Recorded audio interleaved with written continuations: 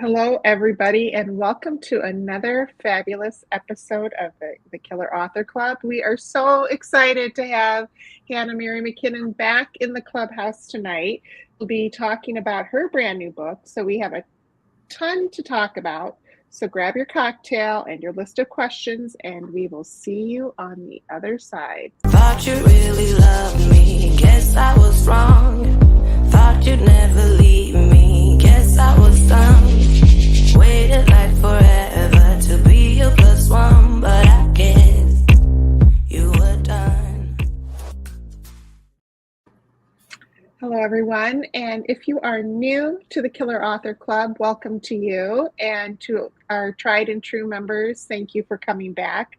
I'm Killer Heather Goodenkoff, and with me is Killer Kimberly Bell and Killer Kara Ruda. We are so excited to be welcoming Hannah Mary McKinnon back again.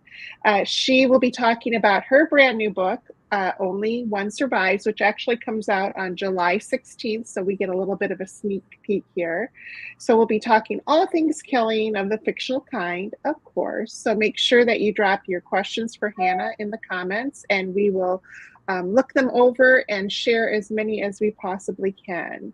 And so, Kimberly, can you officially introduce our killer guest? I would love to. Internationally best-selling author Hannah Mary McKinnon was born in the UK, grew up in Switzerland, and moved to Canada in 2010.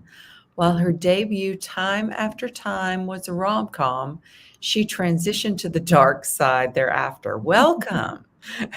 Her 7 suspense novels include Never Coming Home, The Revenge List, and Only One Survives, and her work has been optioned for the screen. It's rumored Hannah Mary still has a softer side because she also writes holiday romantic comedies as Holly Cassidy, the next of which is The Christmas Countdown, which comes out, I'm guessing, around Christmas time. Hannah Mary lives in Oakville, Ontario, Canada, with her husband and 3 sons. Congrats, Hannah, and welcome. Thank you. I'm absolutely thrilled to be back again with you. Wonderful, wonderful, talented ladies. It's fantastic. Thank you for having me back. Yeah, well, thanks for being here. And we have a lot to talk about your latest book in great detail in just a minute. But for now, could you give us the elevator pitch for Only One Survives? Sure, I'd love to. So Only One Survives. Oh, there it is. Only One Survives is the tale of the rise and very violent demise of the all-female pop rock group, The Bittersweet. After a fatal accident, one of them decides, well, the band is finished, so it's probably now worth more dead than alive. And some very bad things happen. We'll just leave it right there. And we're going to talk about those very bad things. We won't give any spoilers away, but we do have questions, lots of questions for you, and a reminder to everyone out there to drop your questions in the comments for us to add to our list. But first, let's talk about this episode's special drink. Kara. Absolutely. All right. Well, the killers love our cocktails and mocktails. And so every episode, we ask our killer guests to come equipped with a favorite. And the recipes for tonight's drinks and all the rest of the drinks that we've talked about, all the episodes are available at killerauthorclub.com. So, Hannah, you chose the Rock and Rolla as your special drink tonight. Can you tell us about it? I sure can. I mean, just the name, it had to be. Plus, it's a Guy Ritchie movie, which I really enjoyed too. So, it's basically oven-proof. Hello, overproof, but oven-proof bourbon. That will be interesting. Bourbon and apple juice, lemon juice, maple syrup, a little touch of Canadian there. You know, considering that's where I live, and allspice liqueur and bitters and. It's very, very delicious, but go easy because it's pretty strong, but very, very tasty. And I thought that just the name fits so well with the book. It had to be the Rock and Roller. It just had to be. I love it. And I love that it's the Rock and Rolla. So that's yeah. You can say roller, you got to say rolla. So it's good. Yes. Well, thank you for that. We appreciate it. And cheers. And we're so glad to have you back. Yeah, cheers. Cheers. Congratulations to another great read. I have water because it's. That's right. Same. So, Okay. in case you didn't know, the Killers and I started the Killer Author Club 2 years ago so that readers like you can interact with some of the best suspense and thriller authors in the biz, like Hannah Mary. And our summer and fall lineup includes superstars like Rachel Housel Hall, Sandra Block, CJ Box, Jeff Deaver, and Isabella Maldonado, and so many more. You can find dates, times, past episodes, and much more at killerauthorclub.com. But tonight we are here to talk about Only One Survives. So, Library Journal says, for readers eagerly awaiting the return of Yellow Jackets, this novel from McKinnon blends the musical highs of Taylor Jenkins Reid, Stacey Jones and the Six with the darkness of the girls by Emma Cline in a twisty thriller that is hard to resist. Wow, what high praise. And Geneva Rose says it's rock and roll with a dash or two of murder in this juicy thriller. And Kimberly Bell, our very own, says McKinnon is a master at flipping the script with twists that will keep the readers on their toes. So Hannah, we know that you very well that you are a very accomplished killer. So tell us, how do you kill? In this book, I would say in stealth mode. Agreed. That's probably the best way I could describe it, and fictionally, of course, just Right. in the book. Definitely, quietly, secretly, and very, very sneakily. Stealth mode in this one, for sure. Yes. I agree with that. Yes, so many twists and turns, so many. Yeah, and so this is, such a fun concept. You have this all-female rock band who ends up in dire straits. Where did you come up with the idea? So, actually, a couple of author friends, Samantha M. Bailey and Jennifer Hillier, helped me out a little bit with this one because I had a concept. I'd seen this old derelict house close to where I live, and it was just very old and decrepit. It was falling to bits. And on a winter's day with snow on the ground, I drove past and I saw something written on the front door in red paint. So I stopped and it said, "Come play." And I thought that was so creepy. It was just, did I go in? No, I did not. I write creepy stuff, but I'm chicken, so of course not. But it stayed with me, and I thought that would be really interesting as a setting. And I tried to build a plot around a group of women who were work colleagues and who ended up at this similar type of house. But I wasn't sure that it worked, so I sent it to my editor, a paragraph or whatever, and she said, "Do you think people want to read about work? Don't we want to try and escape from work?" I thought, yeah, fair point. So I noodled it around a little bit more, and I thought, well, maybe a group of women, maybe a book club. But stereotypically, book clubs can be quite tame, and I thought, that doesn't really fit either.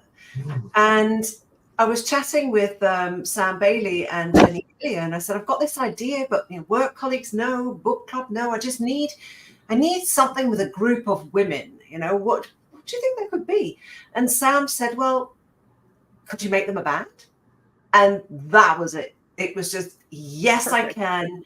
And while the whole cabin stuff stayed and it plays a significant part in the story, everything else that I tried to fit around the work plot just completely shifted and got chucked out the windows. And I'm so glad Sam gave me those 6 words. Can you make them a band?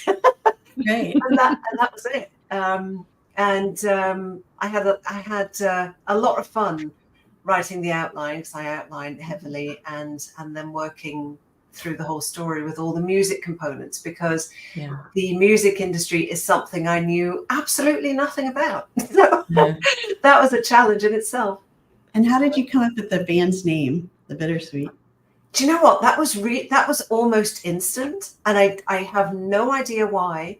I was just sitting here thinking, okay, I'm going to have a band. It's all women, and the story is going to be kind of bittersweet. Oh, bittersweet. Oh, Yeah. great. Yeah, let's use that. So that was, for whatever reason, an easy part. And it just seemed to fit. I love it. Okay, so two things. I'm calling Sam next time I get stuck on a story. Me too. Good idea. I hope she's listening. I love her. And number two, there are all sorts of people on here asking if there's a playlist for the book. And I There, happen to know the answer, but you tell. not only a playlist, there is on my website, hannahmarymckinnon.com, we have free bonus material to enhance the reader experience. So there's a reader letter, there's a playlist with a Spotify link, there's an author interview, a more in-depth conversation, and there are song lyrics, because there are 6 bittersweet songs mentioned in the book. So I wrote lyrics for the 6 songs, and that's all beautifully packaged by the team at HarperCollins and downloadable. But there are spoiler questions for book clubs, so make sure you skip that part if you go and download the bonus material. Just skip the questions until you've read the book. Okay, HannahMaryMcKinnon.com, you said. Yes, that's right. Right, I'm dropping it in the comments right now. So you actually wrote lyrics. I did, yeah. Not the tune. Are you? Not Yes. the Are you tunes. musical? Are you a musical No. person? I got kicked out of the school band because I sucked at playing the organ so bad. I kid you not. Somebody very gently suggested that perhaps this wasn't the right fit for me, and they were totally right. But as I was writing the book, I thought it would be really fun to have lyrics to kind of demonstrate what Vienna, the main character, is thinking, but through her songs. So I had the titles of the songs, and then I crafted lyrics, not the tunes. I can't sing either, so definitely not. Don't ask me to sing anything, because the answer is no, because I can't. And that would be a composer's job anyway, right? You have the lyricist and the composer, and sometimes they can do both, but no, just words. So how we're hard going to was get that it. to write lyrics? That must feel like a very different skill. It was. It was difficult because you always think that everything has to rhyme, but it doesn't necessarily. And then also, well, how many, what's the rhythm of the song? How does it fit together? So I listened to a lot of music and tried to deconstruct how they were written, to try and figure out if I could even attempt this. So I gave it a go, and yeah, the words are there. So it was fun. I'd love to do more of it, to be honest. I thought it was a really fun experience. Yeah. Mm-hmm. So as you wrote and got to know the characters like Vienna and Madison and their music, did you have a band in mind that you listened to, or you kind of thought might have their same vibe or their same sound as the Bittersweet? I did. I mean, there's lots of female bands from the 70s and 80s.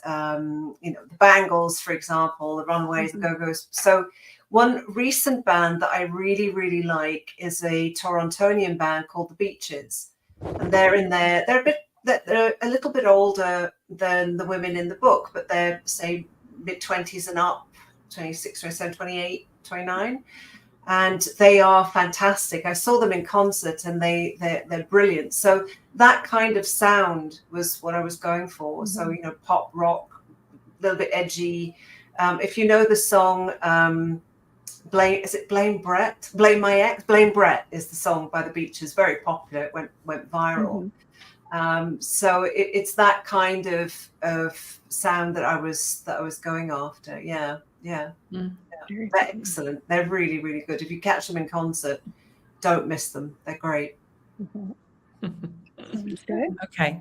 So I have a plotting question, I guess, because I am a plotter, and the other two are killers are either full-on pantsers or reformed pantsers, now plotters.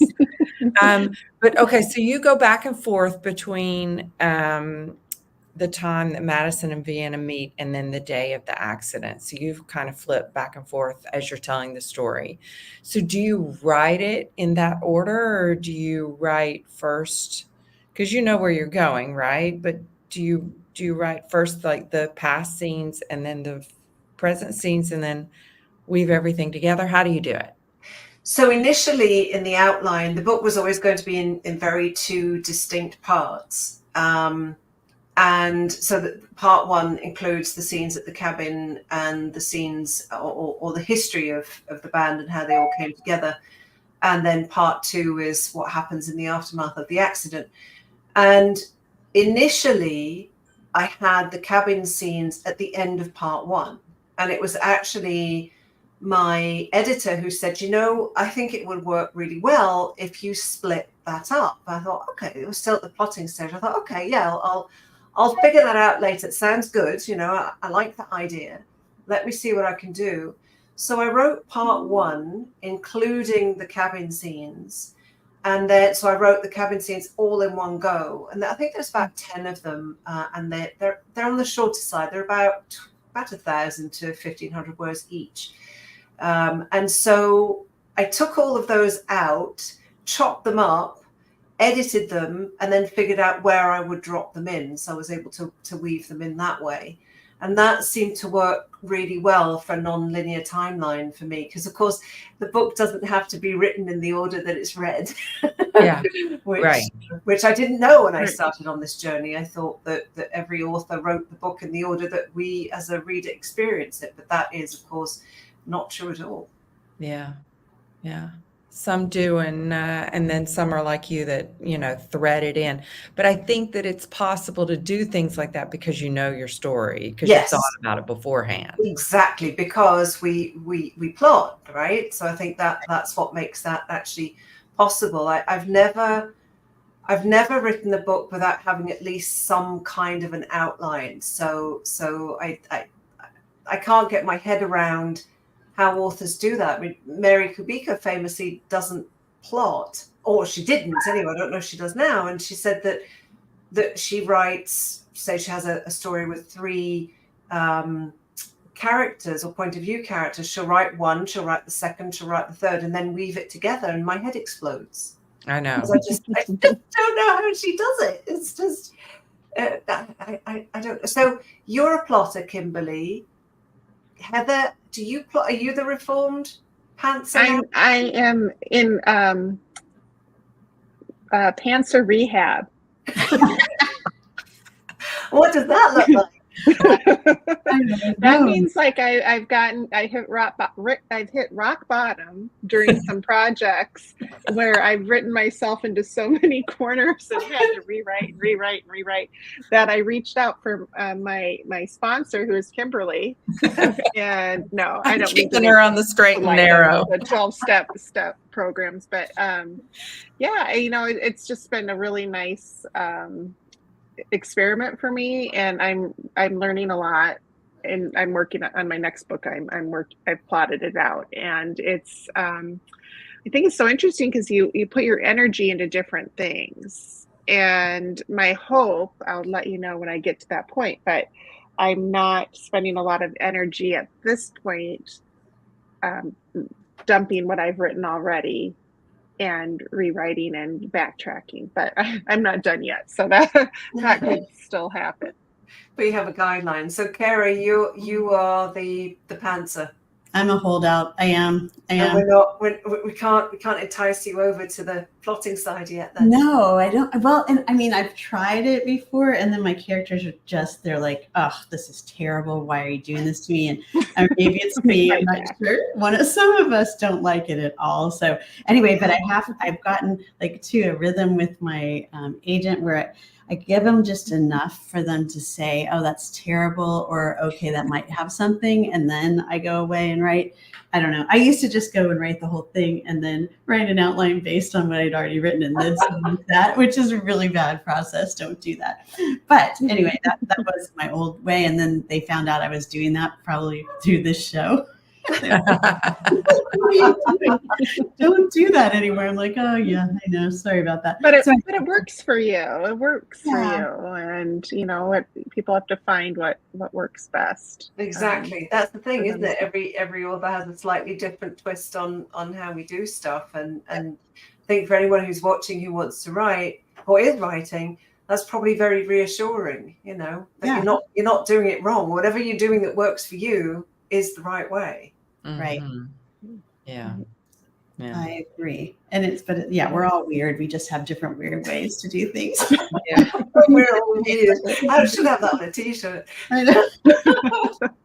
I think I do. Yes.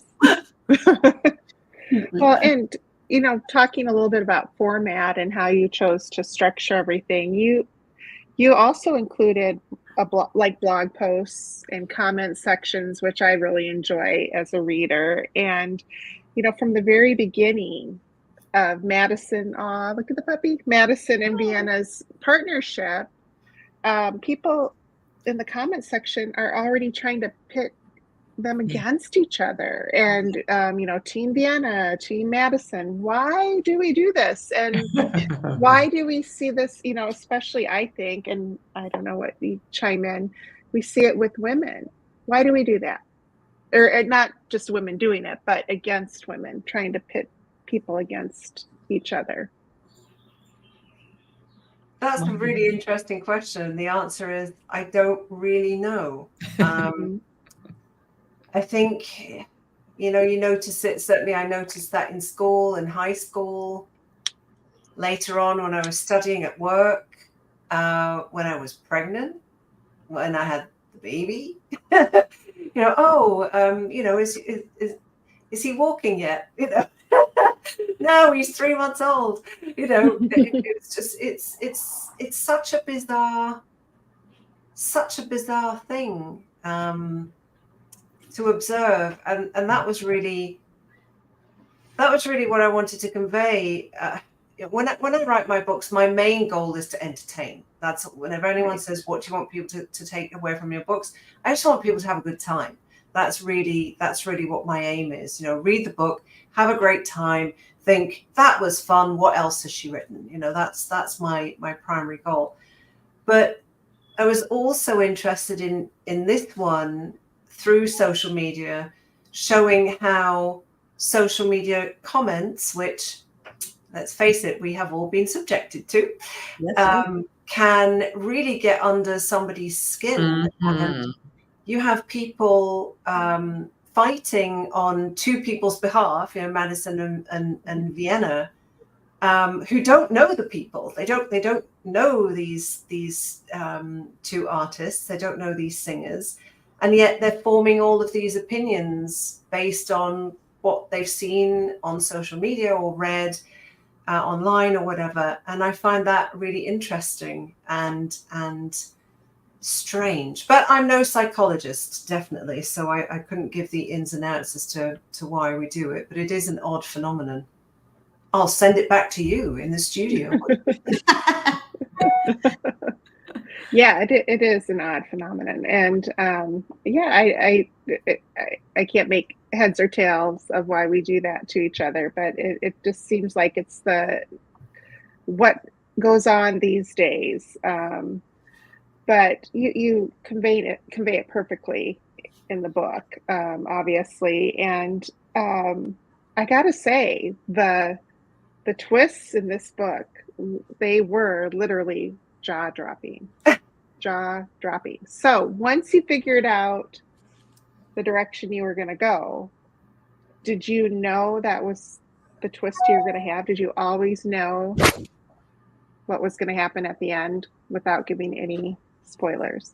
Yes, they did. Yes, they did. Vienna is exactly, or all of the band members actually are exactly where I envisaged they would be when I was outlining the novel. Things changed a little bit in the middle because I'd written an outline and I figured I knew what was going to happen. And then I called Hank Philippi Rye, and I said, hey, can you and Jonathan, her husband, who's a lawyer, can you help me out with this? If this happens, can this happen? And her husband went, oh, no. That would not, no, that would take years. No. So I swiftly tiptoed away from that idea that I'd had and wrote it differently. So thankfully I checked before I went too far down that rabbit hole, or it would have been a rewrite, or I would have had some lawyers sending me messages saying, you have no idea what you're writing about. That would definitely happen. Then you'll get called out so quickly. Oh, you guys, I think it's time. It's Is time. it? Oh, Yes, goes it too is time. fast. But I want to ask one question because I saw so many of them fly by. Which is easier to write, thrillers or rom-coms? Neither. And here's why, very quickly. Thrillers, you have to come up with jaw-dropping twists and turns and stuff, a reveal at the end that surprises but doesn't come out of nowhere, seemingly. You've got to get the balance right. Some people will see it, some people won't. Hopefully you'll get it right for most people. Romantic comedies, you don't need that reveal because the expectation is that the love interests end up together and there's a happy ever after. And that's the difficult part, because people know what the ending will be. How do you take them along for the ride? How do you make it interesting when they already know that these two people are going to end up together, or suspect? I mean, you watch a rom-com, you know, right. Yeah. So what makes it entertaining? What makes it interesting? So neither is easy. So It's a great. Well, I'm impressed. Yeah, me too. You I do think both. it's fascinating that you can flip your head into like romance and happily ever after. I'm always And then glad the to next get back to the fictional killing once I've done all the lovey stuff. It's like, okay, that's enough. That's enough of that. And then once I've finished with the fictional, slaughter, then let's go and have some happy light times again. So it's a nice balance. It's fun. Yeah. It's you must flip a switch in your brain. Yeah. What did we All say right, on our t-shirts? We are weird or something? Yeah. Yeah. We know it. That could be the name of our band. Right. Our band, the Weirdos. Yeah. No one's going to want to come hear that. Okay. All right, guys. So Hannah is giving away 3 books tonight. So it's not out for another month, but you could win one of 3, 2 paperback copies and 1 audiobook of Only One Survives to 3 lucky Killer Author Club viewers. Doesn't matter if you're watching us on Facebook or Instagram, YouTube. We scour the comments everywhere we stream, but please make sure to shout out where you're from when you answer this question. What type of books does Hannah write under her pseudonym, Holly Cassidy? What could it be? What could it be? Sci-fi. Yeah. And it's not sci-fi. Okay. Authors love indies and we want to support them in any way we can. That's why we ask every author to tell us their favorite. And Hannah has chosen A Different Drummer Books in Burlington, Ontario. Hannah, can you tell us about this bookstore? Oh, I love this. Oh my gosh, A Different Drummer has my heart. It's set in well, exactly that building, a beautiful Victorian standalone house. It's on 3 different floors. It has all these little nooks and crannies and books everywhere. And Ian Elliott, the owner, is a phenomenal supporter of authors. He does so much for the community. And I think he's run the shop now for 25 years. So it's a beautiful, superb bookshop with lots of events that happen there as well. And it actually has a place, as does Ian and his wife, Elizabeth, in my next Holly Cassidy book, The Christmas Countdown. It's actually mentioned in that book. I asked him if it was okay, and he said, oh, that would be lovely. So it features in the next Holly Cassidy book. Oh, that's nice. I love that. Okay, we'll drink. We will drop the link, not drink the link, to Only One Survives in the comments. Or probably Kimberly already did. Did you already do that? Yes, you already did. You guys already know before I did that. Okay, anyway, Heather. Yeah, so tonight we have a special occasion to celebrate. We have a book by one of our Killer Author alumni. So we have A Daughter of Fair Verona by Christine Dodd. It releases on June 25th, and Christina is giving away 5 copies, people, 5 copies to some lucky US viewers. And here's a fun bit about the book. I'm the eldest daughter of Romeo and Juliet. Yes, that Romeo and Juliet. No, they didn't die in the tomb. They're alive and well and living in fair Verona with their 6 wildly impetuous children and me, their 19-year-old daughter, Rosaline. So it's described as Knives Out meets Shakespeare. So if that's not a teaser for you, I don't know what is. I'm so if sold. You're interested, if you're interested in this book, be sure that you drop some comments about it and why you might want to read it, and let us know where you're from as well. Yes. Susie Oh my Moore. gosh, I'm so That's buying fun. that. Pre-order. Can I enter? So as much as we'd love to invite every amazing killer author to be featured on our shows, there are so many fabulous authors and books and only 3 of us, but we can't let this evening go by without celebrating 2 very special authors with brand new releases. First up, we have The Vixen Amber Holloway by Carol LaHines. Came out on June 11th, and Carol is giving away 1 copy to a U.S. reader. Ophelia, a professor of Dante, is stricken when she discovers that her husband Andy has been cheating on her with a colleague. What follows is Ophelia's figurative descent into hell as she obsessively tracks her subjects and even moves into the property next door to Amber's.